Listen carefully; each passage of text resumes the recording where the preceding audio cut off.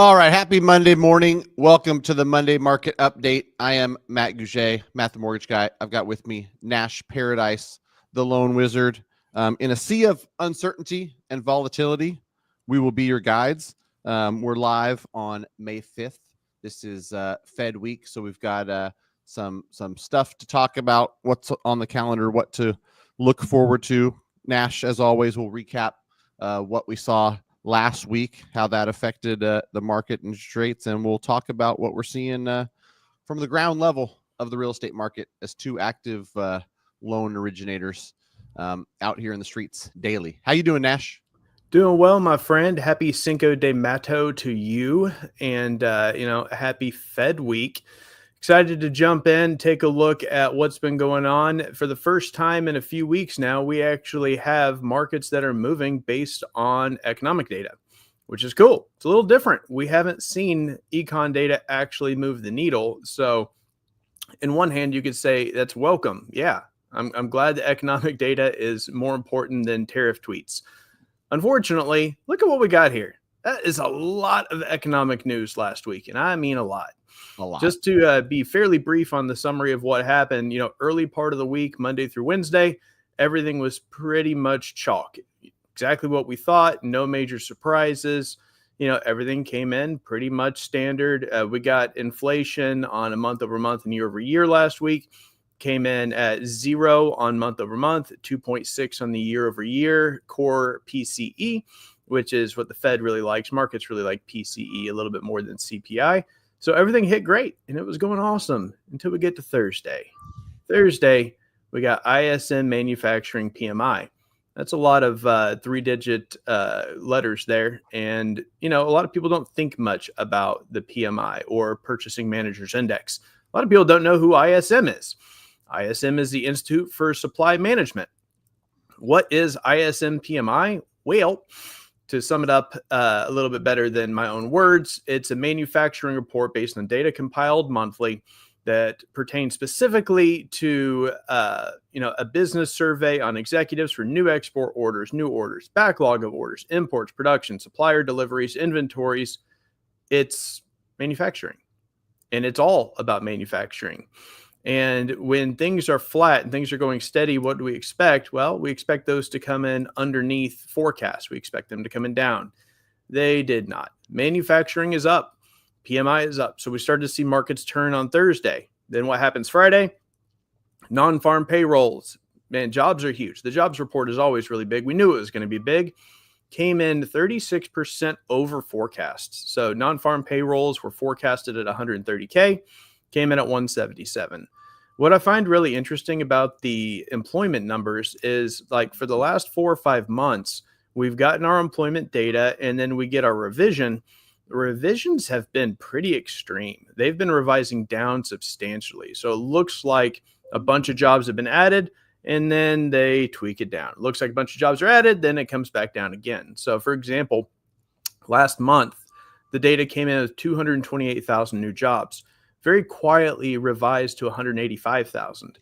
That's huge. Like that's not a small amount, and that's not rare. That's happening month over month over month. So why is this data coming in so much higher and then being revised down?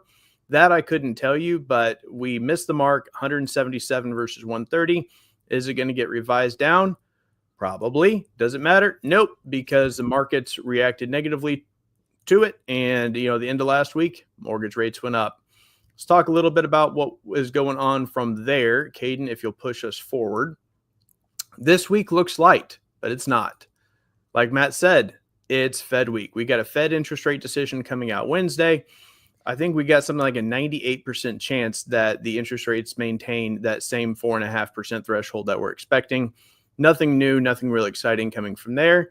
But we did this morning get a slew of reports, S&P Global Services PMI, ISM Manufacturing PMI, and they were both too high. They're both too aggressive. They're both too good, which means mortgage rates are going down again. So we got 3 straight trading sessions so far where the news, it's not awesome. It's not going the direction that we want.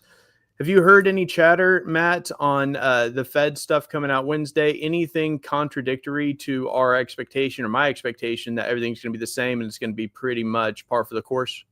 I think that everything I've heard is par for the course. No, like there's a 3% chance that there's actually a cut this week. Everybody's eyeing next month's Fed meeting for a cut. What I did want to add is, we've said it here before, but if anybody hasn't heard it, even though everybody expects there to be no cut and the Fed's going to come out on Wednesday, there's going to be no surprise that they're keeping it at 450, like you said. What's important is Jerome Powell's press conference afterwards and what he says. And so you can see the market move live as he's having the press conference. And then what's also happening is I think it's 7 or 8 different Fed members will speak on Friday of next week. And so they won't have the impact that Jerome Powell's words said, but people will be paying attention. People will be writing about it, and it will influence the markets based on what different Fed members think about the future of, rate cuts and everything that the Fed's up to. So it'll be an important week to analyze, not necessarily any moves, but words. Yeah, I think it's all about overreacting this week. And on Friday, we've got 9 Fed members that are giving press conferences and speeches, which is very, very interesting. And like you said, on Wednesday, it's more about what Powell says than what the Fed does, because we don't expect the Fed to move anything. And Powell is about as exciting as toasting white bread. He does not make a bunch of interesting comments. He doesn't do a bunch of forward thinking. The funny thing is I read a really good quote this morning. It said, we all want the Fed to get ahead of market conditions and anticipate what's going to happen, but it's not their job. That's not their mission. And they've made it very, very clear. Their job is to react to what is going on, not what they anticipate to happen, which, is causing some misalignment with bond traders who have a feeling they think they know what's coming with the tariff situation, with prices. But, it's like, okay, everything gets more expensive. Tariffs make things go more. So should inflation go up, or is it going to curb spending enough? Have we hit this precipice where affordability is so low that all it's really doing, because of the severity of some of these tariffs and some of these expenses, is just caused people to pump the brakes? And I think we're seeing some of that uncertainty unfold right now in the way that we're responding to these, these PMI indexes and these different global surveys. So like you said, to sum up this week, Monday was a big day for numbers. We've already gotten those numbers. They have not worked out in our favor if you want lower interest rates. Wednesday is Fed day. Should be, ho-hum, nothing interesting until we get to the speech by Powell. There are more numbers on Thursday for jobs. We got jobless claims and continued claims, but the big jobs report was last week. So nothing should be really interesting about Thursday's information there. And then, like you said, Friday, it's just about listening and overreacting. We'll see what happens with all the speeches from the members of the Fed. So talking about the Fed, let's push forward a little bit here and talk about Fed funds rate and where this is going and, where we anticipate things to sit. So we are all the way up to 97% probability that we see no change here. But I find the June meeting to be very interesting. Matt, why don't you dissect that a little bit and talk about what we're seeing here in June? Wow. I know, right? You haven't seen this yet, have you? that changed quickly. So we were almost certain. I don't know the exact numbers, but for sure, the first rate cut was expected in June, and now, if I'm reading this correctly, it looks like 67% chance that there's going to be no rate cut in June. Only about a 1 in 3 that there'll be a cut. Man, I don't remember those exact figures. You might be able to remind me, Nash. A cut was the favorite for sure last time we looked at this. I mean, you can just go back and watch last week's Monday Market Update, and it's in there. But yeah, you're right. It was overwhelmingly in favor of a cut in June. And like you said, I don't have those numbers in front of me either. What I remember is the pulse. I remember the impression. And I remember for the last couple months, everything that we've seen has said, hey, by June 18th, that's a very significant meeting because it should be our first Fed rate cut of the year. Now, not so much. Now we're looking at, by July, 99% are saying we will have cut from then. But yeah, I want to say we are somewhere in the 85, maybe 90% range by June. So that is a really significant change. And, with these projections, you're just looking at what's been going on just this last week of news with, manufacturing data coming in so much higher, with new jobs being higher. The economy is just not slowing down as quickly as most people predicted. Therefore, it's going to be a little bit more hurry up and wait and a little bit more patience from the Fed on making any movement. But I think after Powell talks on Wednesday, we'll get a lot more clarity. And I think these June numbers will become a little more certain because that much disparity week over week, it's not good. That kind of uncertainty is never good for rates. The more uncertainty we have in the market, the more margin is usually held back. And we see those bigger spreads between the yield and the 10-year treasury bond and where mortgage-backed securities are paying. Ultimately, it just means, hey, it's too uncertain. Interest rates stay a little higher for longer. And, looking forward from here, June, it's almost certain we have one move by then. Funny enough, by the September 17th, it's still overwhelmingly in favor of a second drop. And then in October, it's still kind of 50-50 coin flip, but looking for that third drop as well. So going back to back to back with 3 rate drops would really signify the economy is, slowing down, that inflation is a lot more under control. But man, at this point, I feel like it's anyone's guess. And the only thing I feel certain about is that we're not going to see a Fed rate drop on 5/7. Right. Yeah. Pretty wild, man, to see that flip flop like that. But it doesn't surprise me. Like you said earlier, Jerome Powell and the current, Fed is really all about waiting and seeing what the data says and kind of letting the data drive any decisions versus, trying to project what's going to happen in the future and get in front of it. That's kind of been their MO. Is there any other reason you think that they're kicking the can down the road on rate cuts, so to speak? I feel like just these last 3 business days worth of data have really impacted the market significantly. We've seen traders reacting to it. We've seen, bond prices, drop and bond yields increase. So we're seeing this sell-off on bonds that, frankly, is fairly significant, but we've seen this happen 2 more times in just the last month. And if we fast forward here on the slides to where interest rates are going, you see this like stair step that we've had since the early onset of May. And I remember when we were talking into April and it was like, hey, we've got this nice drop. Things are looking great. As soon as you go out of town, then everything goes and shoots up. And now I got to discuss that myself. But, since then, it's just up and down and up and down and up and down. And if we keep moving in an overall trajectory that is improving, that would be great. But, like we saw last week, we were good until we weren't. And so now we have lipped up a little bit. You see that little curve down there as we started to approach a 6.75 overnight average on the 30-year fixed. Now it's up to 6.90, up 7 basis points just from Friday. And these 3 days straight, how high does it go? Or do we see another turnaround on, Tuesday, Wednesday? There's not a lot of good data this week. So, how do you forecast what happens with interest rates throughout the week, Matt? It's hard. And like we've talked about in the past, volatility in mortgage rates doesn't generally give people the warm and fuzzies. It's a volatile time in a lot of areas. The economy and politics and things that are going on. So people, and I was out at open houses this weekend. We can kind of transition into what we're seeing on the streets.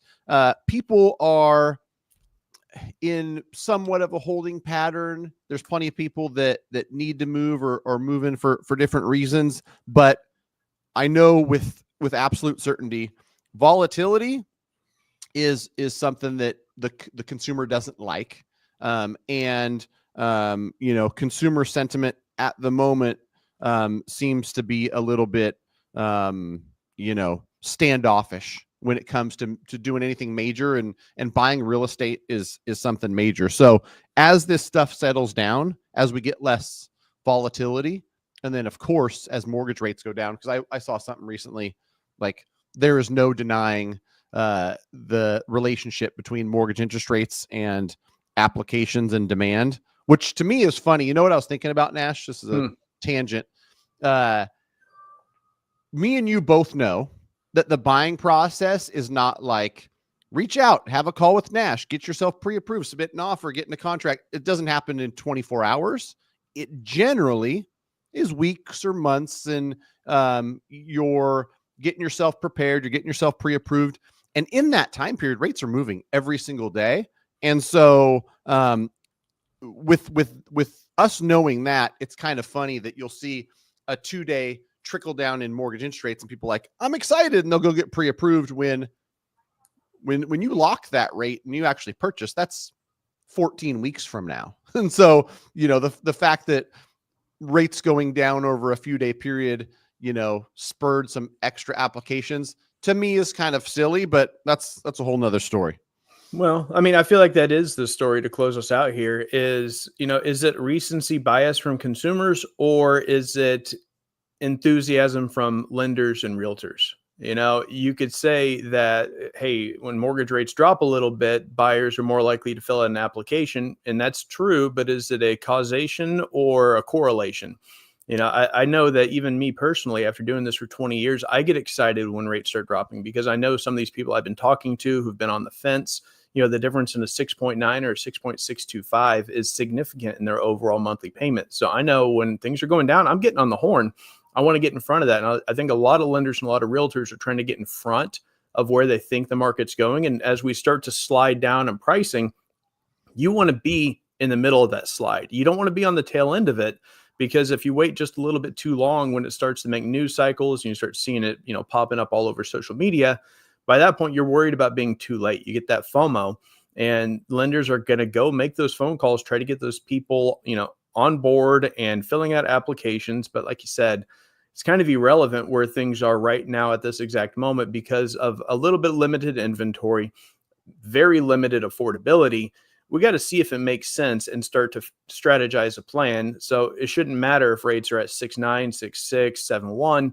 If buying is a good solution for someone, we should be, encouraging those people to go ahead and start taking a look now, because like you said, it could be 60, 90, 120 days before they actually find the right thing to pull the trigger. So my takeaway from this update is put a little less emphasis on rates. Don't be so emotionally motivated by where the market is going as a sales professional, as a real estate professional, and get the right people in the right seats now, because that's going to be what you can control. We can't control where rates are going. We can't control the pricing of homes, but we do know if it makes sense for someone to buy this year, it's something they're seriously looking into, we should go ahead and do the next right thing now, not wait for rates to go down a few days to get excited.